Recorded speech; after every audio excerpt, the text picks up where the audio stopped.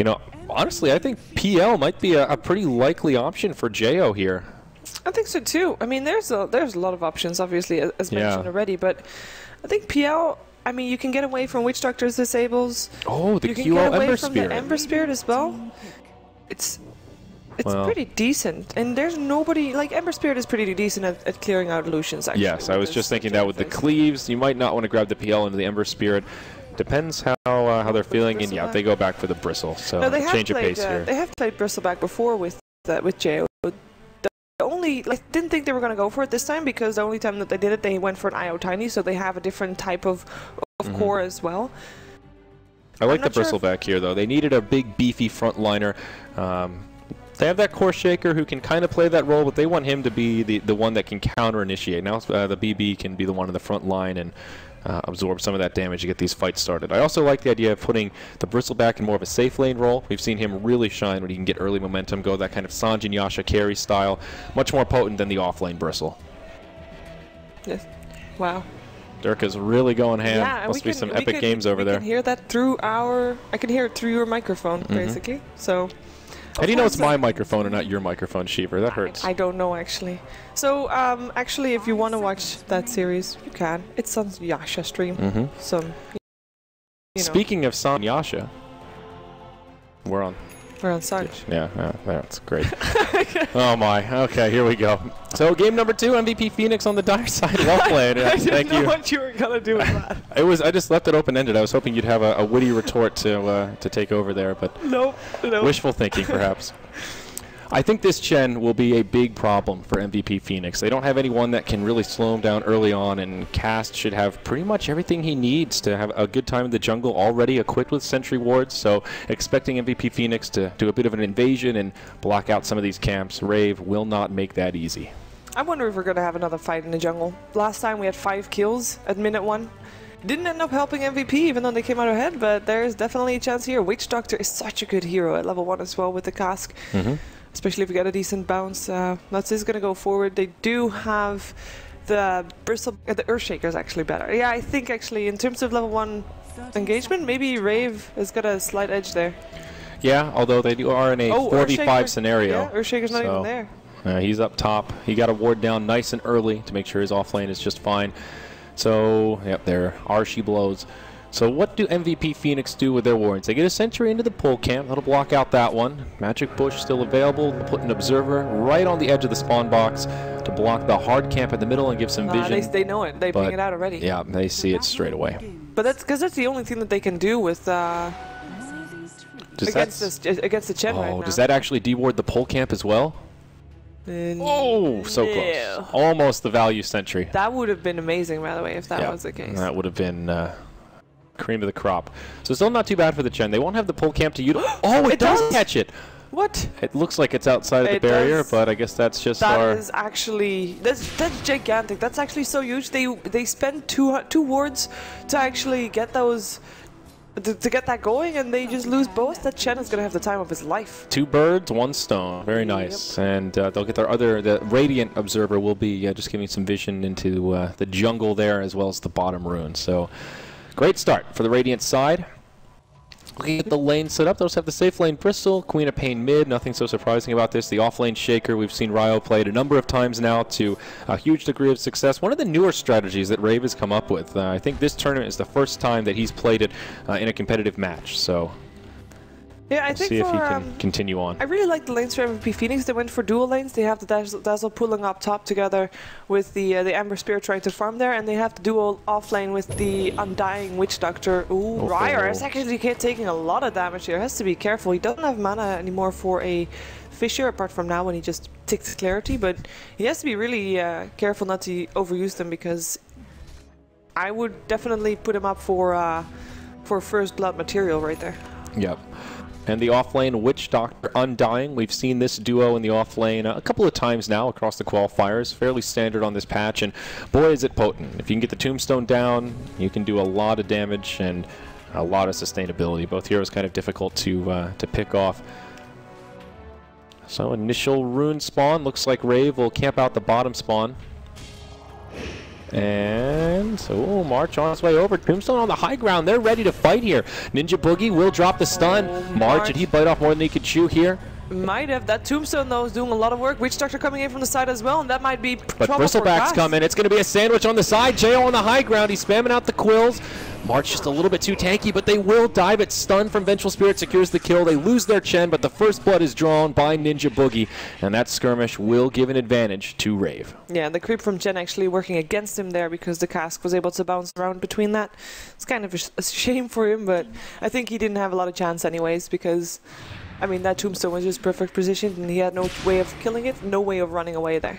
Mid lane, a disaster for MVP Phoenix. Chrissy just completely dominating here, 15-6 on her, and the TA at a humble 8-3. This is one lopsided matchup. I knew the TA would struggle a little bit, but this is a huge deficit. I wonder how much chance he'll have to catch up. Templar Assassin is not the best at catching up. He can still farm the jungle as well, of course, but yeah, there are stacks being made, so that's a good thing for him. Ryo, in the meantime, getting some experience on the back end of the tower. I think he's just gonna pull the wave back, yeah, making sure that he can still get the lane pushed back as well. Oh, what's that Dazzle doing over there? Is he? Because it's past 3 minutes, and he did this last time as well. It wasn't Febby that time, but again, it's the same strategy, and I don't get it either. Why would you do that past 3 minutes? That's just weird. That's just underestimating your opponent. Oh, wait a second. Bottom lane. Tombstone goes up. Can they do something here? It's just to save Nuts, perhaps. Tombstone is getting targeted right there, and they will get denied. No gold for you. Very nice little play there from Nuts.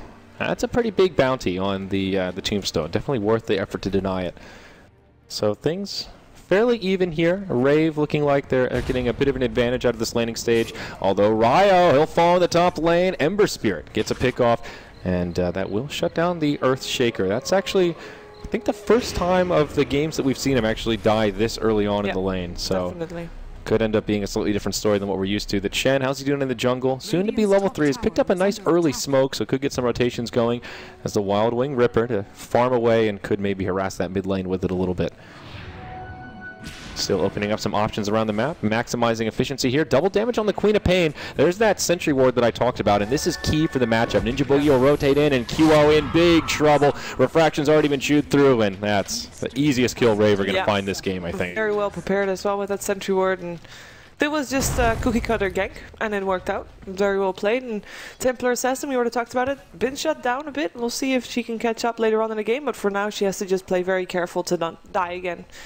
And Chrissy, actually, I think for Templar Assassin the best chance is that Chrissy moves away to try and dominate other lanes so that Templar Assassin actually gets some space to do something for herself. Yeah, we'll see how Chrissy plays this one. We've seen so much of that Aghanim's first Queen of Pain, but this could be a game where we'll actually see the Orchid come out. You see how aggressive Chrissy is being against QO, chewing through that refraction straight away. Ping's coming out in the top lane. Vengeful Spirit, perhaps thinking about setting up a gank, but won't find the opening. Ryo's still getting decent XP, and we found him really shine once that safe laner on the opposition starts to move around, and then that's where he'll find that recovery farm. Really prioritizing the mobility tools, Blink, Force Staff, Glimmer Cape. Yeah, I think, I mean, so QO! Oh, the refraction! The refraction and the bottle charge is helping out there. That was really close, though. That was too close. Yeah. I mean, it seemed like Chrissy wasn't quite ready for it. Like, okay, is this bait? What's going on here? And, well, Febby TP's in. And even being able to force a rotation like that is a minor victory. Ryo in some trouble, will get off a fissure and does survive, but maybe forced back to the well before he can do much else in the lane.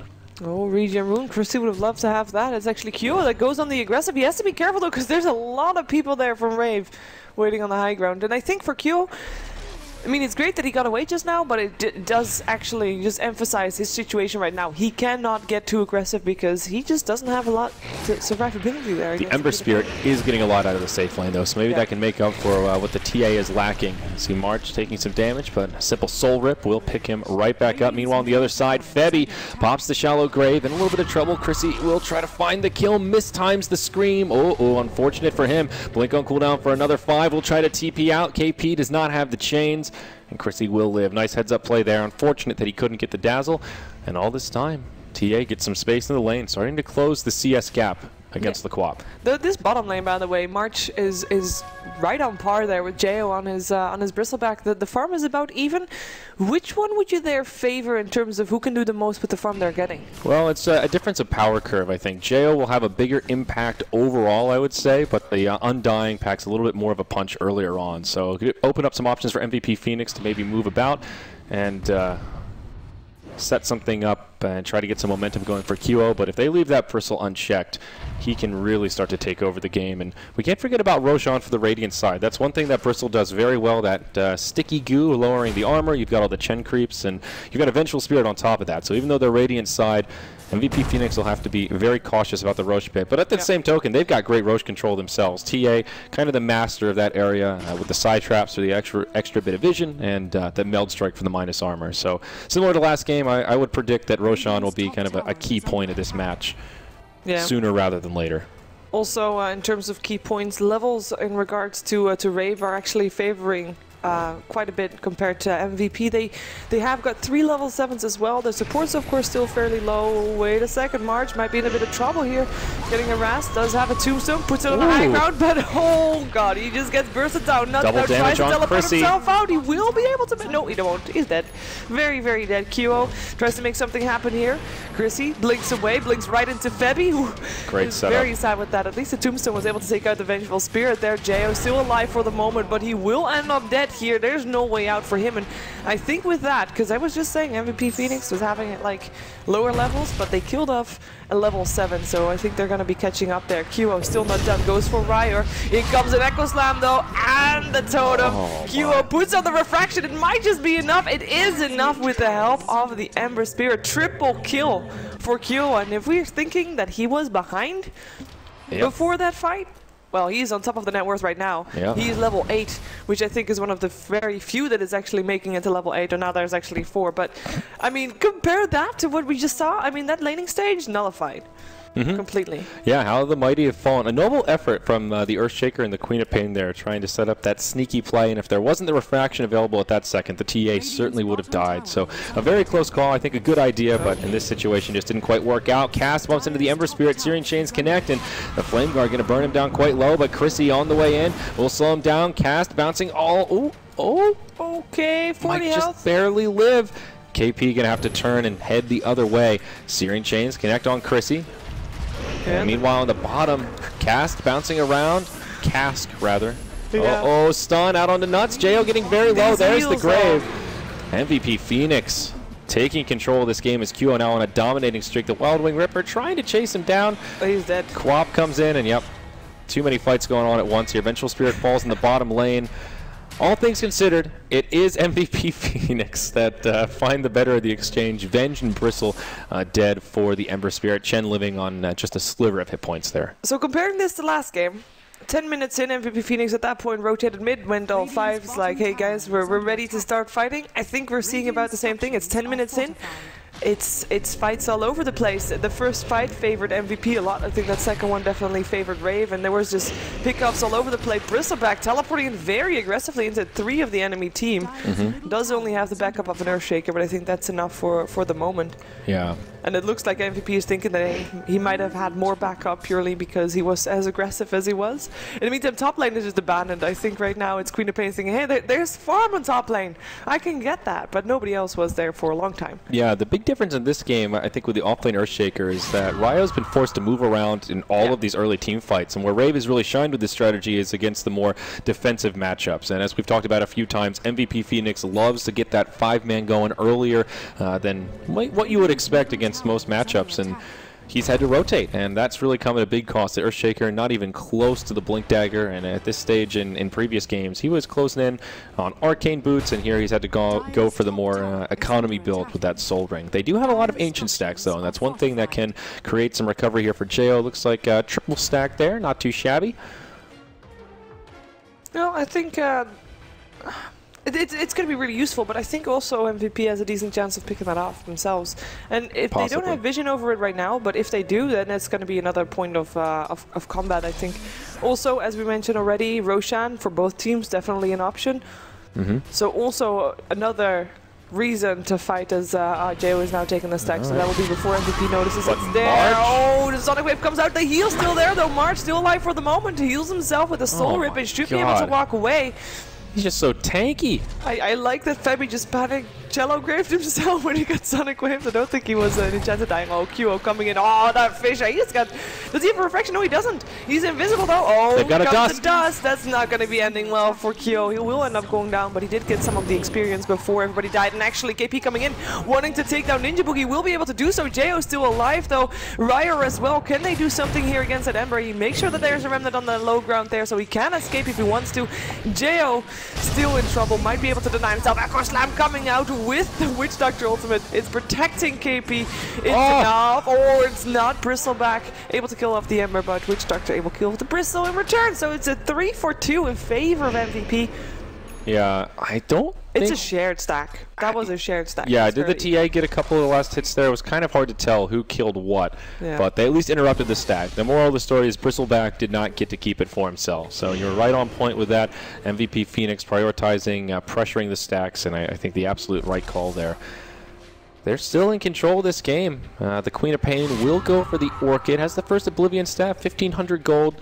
Looking to be a pretty decent timing on that pickup. Cast has already got the mech on the Chen. We haven't really seen them group up as 5 and really utilize it yet, but now is the time. Also, Blink Dagger, first item on TA. So QO looking for some longer reach with those side blades. Yeah, I think for when we start seeing one team like getting out of control compared to the other, like we saw last time with the Leshrac, I think the giveaway for that's going to be towers. So far, all towers are still up. People are just fighting, not really for going for objectives right there. And in terms of pushing, Rave with that Chen has got a pretty decent pushing lineup. So I'm thinking that once those towers start falling, regardless on which side it is, I think the team who has the most towers falling early is the team that's going to be heavily on the back foot, actually. Yep, they scout out this Roshan with that Satyr Tormentor. Now Febby gets jumped on. Beautiful shallow grave, barely keeps him alive. Nuts on the high ground, doing a lot of damage with the Death Ward. Queen of Pain the first to fall, and it's Rave on the back foot. Jo trying to charge into the Roche, but now Ryo falls. The full duration Death Ward doing way too much damage for this Radiant side. Now Cast caught by the Ember Spirit. He'll get brought down. A quick 3-for-0 as Jo gets left behind. I think this is a 5-for-0 here. Shiva Rave in huge trouble. Not only do they get wiped, but they hand over the Roche for MVP Phoenix. Easy. Okay, positioning there was insane for MVP. They had the Witch Doctor perfectly positioned, was pretty far back as well. He was on the high ground, which is what you expect, but he was also pretty far back on the high ground. There was no way anybody was going to get close.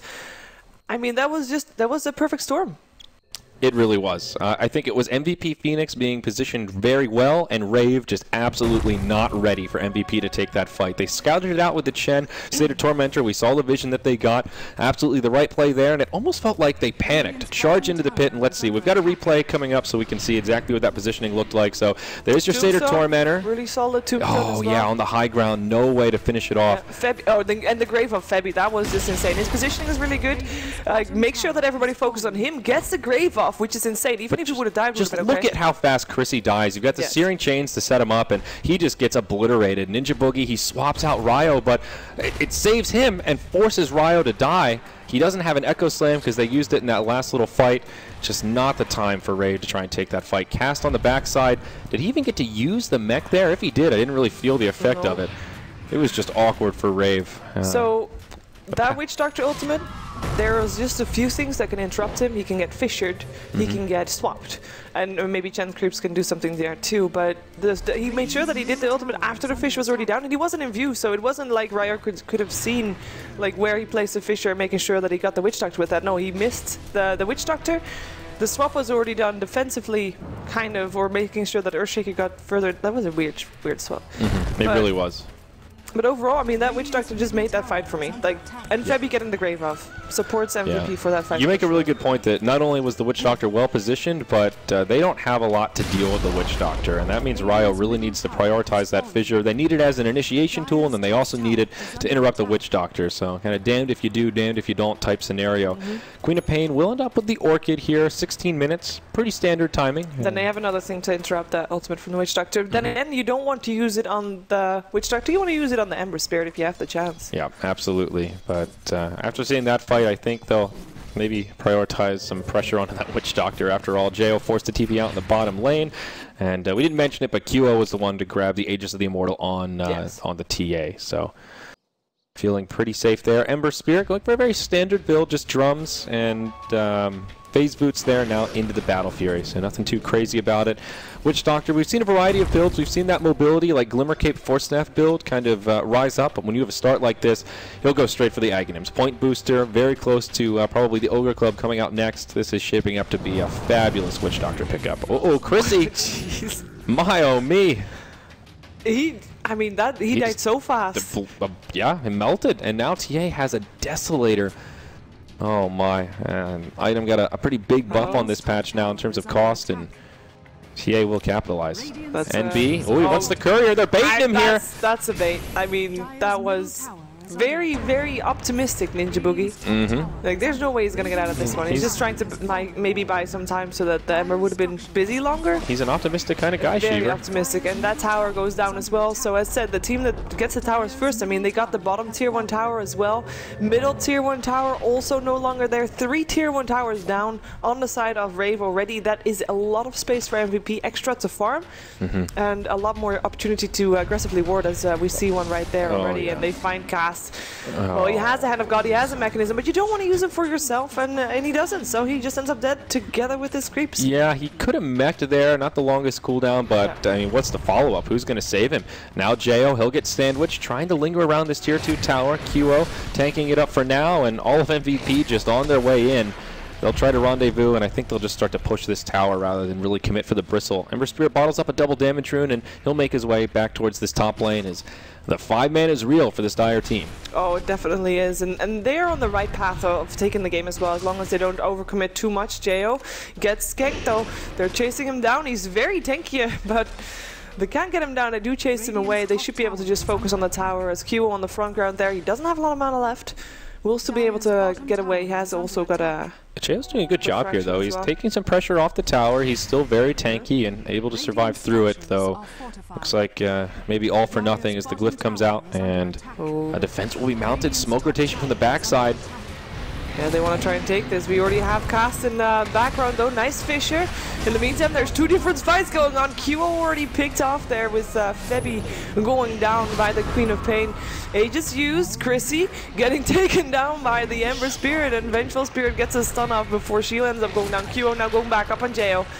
Not the tankiest target, or is the tankiest target, so good luck with that one. Not the smartest target, perhaps, but they're gonna try it anyway. Ryer's still alive as well, gets a Fisher off. Not enough, buyback up the Queen of Pain, wants to be back in this, wants to try and help his teammate.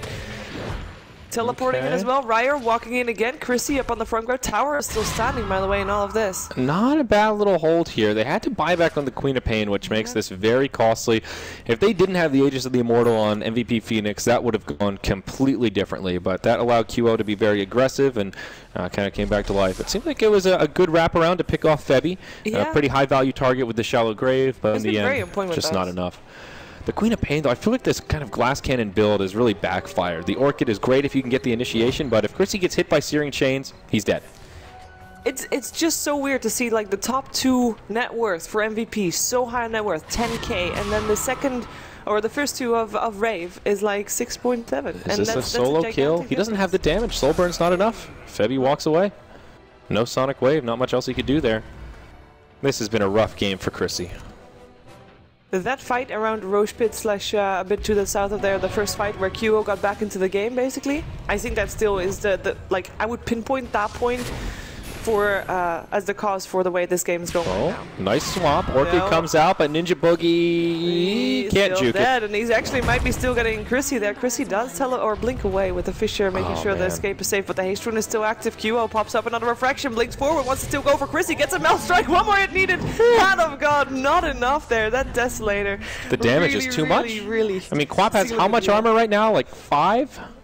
Yep, 5 armor. So that Desolator with a Meld Strike really hurts. Oh, that is just very painful. And she just popped back as well. And it's not like the extra death timer right now is really hurting her, apart from obviously she can't farm that long. but it's more like she does not have any gold to spend. You're saying like she has a glass cannon build. Well, she doesn't get anything else to get something different, and they're going in. Or you're Ryor in the back end, already getting nuked down with the help of Febby and QOJ when the mix up the Tombstone does get down the Tombstone, but I don't think it's gonna matter one bit. Will end up going down as well. The tier 2 tower here in bottom lane. Not going to stand for very much longer. This is looking like it could be a quick one here, Shiver. The 2 cores on MVP Phoenix pulling so far ahead, and with Queen of Pain, if you go for the Orchid first, you have to get kills with it. It's sort of like Tiny going Blink. It's an item pickup that allows you to pick up kills, and that's your farming tool. If you can't find kills, if you're constantly getting picked off, then the inverse snowball happens. It melts while it's rolling down the hill, and things start to feel a little bit rocky. We'll see up top. Almost a solo kill on Chrissy. Survives the Searing Chains that time, but still relegated back, and this Ember Spirit is actually out of control. Just a moment ago, I was going to say current gold. Never mind. I was actually confused by the stats. Never mind, but it's just insane. The farm on MVP, they're just getting out of control right now. I'm really thinking for Rave to still win a fight, they have to try to bait MVP out, to go for high ground, then dive the tier 3 tower and go for kills that they can't get, and maybe then Jo gets something down another person back. Because Jo, I mean, he's very farmed and he's a good foreground, but they just don't have the damage to bring down anybody of MVP right now.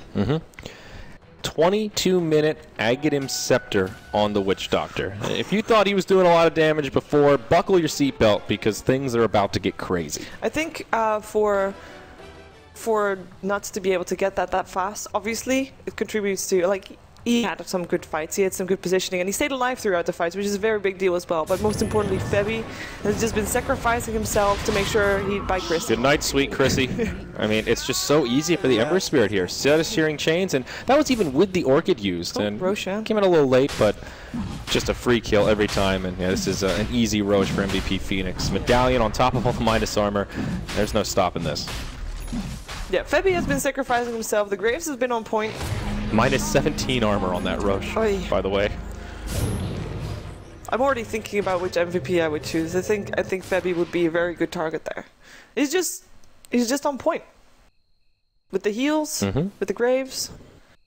Yeah, I would label this Witch Doctor like the most valuable pick, but honestly, his job's been pretty easy to execute. Stand there in Death Ward, and they can't do much about it. He has positioned himself very well, to be fair, but really a solid pick this game. And again, it was a very early pickup. It was in that first couplet, and Rave just kind of drafted poorly around it. So looks like MVP Phoenix will try and tighten the noose here. They're not messing around. They've got the Aegis mech ready to rock and roll. The crit dagger. Crystallis now up on QO. That's very confusing. To have a ward in your logo, it just looks like there's a ward on the ground. It actually is. Game is hard indeed. There's some next level strats right there. Alright, weave from the Dazzle. Very defensively used here for MVP Phoenix. They're ready to deal with Jo. Tombstone is almost down, actually. Witch Doctor Ultimate coming out, though. And with Jo on the foreground with the Agnums there, he will make sure that everybody gets targeted by that one. They have to back up. That Queen of Pain, never mind, Vengeful Spirit rather, does end up going down there. And they just have to wait and heal up, and that buys time for MVP just stand there and hit the tower. Why not? They only get one kill. If only the Ember Spirit could have come in with just one sleight of fist to clean house. But Nuts doing an incredible amount of damage with that Death Ward. They still didn't get the tower though, so there's hope. Oh, he blinks in, wants to go for Chrissy, gets Fisher straight away. Does have a refraction up very soon if he wants to, but he goes for the tower instead. Alright, they get the tier 3. The glyph has already been utilized. Rave doing a pretty good job here, mitigating damage towards their base, but they just can't take the heat. It's too much damage coming their way. QO getting repelled. Send back from the Chen. Okay, that'll keep Bristleback alive. But that Tombstone there, nobody's going to get close. These Rex are done for. The main question is, are they going to get more than one set of Rex? Is Rave going to be able to take this fight and force them back, or is Rave going to take this fight and die, and then it's GG? That's basically the option they have right now. They have to make sure that they don't lose the fight. They cannot take the fight if they don't want to. That's probably the safest option, or they can fight and hope they win, because if they don't win the next fight, it's over. But they do not fight, so that's the right choice right there. How's the buyback status for the Radiant side here? They've got actually a couple available, so... Chen and Earthshaker, I don't think that's enough right now. No, they did the best they could there. I don't think there was any way they could have saved the barracks. If they get full team wipes, then the game is just over. MVP Phoenix push for the win, so... They stretched it out as long as they could. Would you favor a Blink Dagger or a buyback for Earthshaker? What would you... Never mind. You don't get a choice anymore. Well, I would have said the Blink Dagger. At this point, anything that you can do to give you an edge and maybe have a team wipe coming through. There's just no way that a buy... If he doesn't have the Blink Dagger, what's the best you hope for? He buys back, and I guess if he doesn't use the Echo Slam, maybe, but... Teleport in for an Echo? Teleport in for the Echo, yeah, I guess that's possible, but... No, but he has to. Yeah, you need... This is the stage of the game where buyback's not going to win it. You need any kind of an item you can to give you an edge, even if that's just a bracer, something like that. This is do or die for Rave, I think, when the next push comes, at least. Yeah, well, it's going to come pretty soon because MVP is already grouping up in the mid lane. They do have the Ember on top lane to try and push out that lane, and perhaps they want to try and take him down. They're coming in from the side as well, but they're going to be too late for JO, and actually JO is not a good target to do that on anyways. Full Daedalus now up on the TA, as well as Manta Style on the Ember Spirit. Double damage rune up on QO. Oh, God. Okay, someone's gonna die. Well, that's gotta be Queen of Pain. I knew someone was gonna... That was a one-shot. That was a one-hit KO, 100% to 0%, and then some. That basically sums up the way this game has gone for Queen of Pain. She does not have buyback. No. Let's just put that It's forward. cooling down very soon, though. I think it's up. Oh, no, she doesn't have the money anyhow. So, yep, she's donezo. They don't have a glyph, so now this Tier 3 tower will feel the wrath of the QO Desolator. JO in the front lines, again doing what little he can to Chen send back. We'll keep him alive. Tombstone's doomed to expire, but just like bottom, there's not much Rave can do here. They'll try to bide their time for the Queen of Pain to come back. They still need 15 seconds. Yep. It's very aggressive. Oh, swap. QO going in. Ninja Boogie stays alive for now. QO taking a lot of damage with the Depth Ward! Yeah, and the Grave coming out as well again. That is just it. That was... I mean, that was utter dominance right now, right there. Utter dominance is a great way to summarize how that went. MVP Phoenix just getting so much momentum early on. QO having an absolutely great game. It was really rocky in the first couple minutes, but just completely took over. Very impressive. So that will make the series 1-1. Rave versus MVP Phoenix. The top two teams in the group will be all tied up. Yeah, I really like that it's tied up. Make sure that we don't have anything decided yet. And I think MVP Phoenix, I mean, they just showed how strong they can be. And what welcome back also Blitz was saying as well. They started 5-manning around 10 minutes. They did it both games. One game worked out a bit better than the other, but they definitely loved to fight. They love to fight. Yeah, in the first game, if it wasn't for the Roche fight, I felt like things could have swung their way. And the other thing, too, in the second game is that QO's best hero, in my opinion, is the Templar Assassin. Like, it's the one that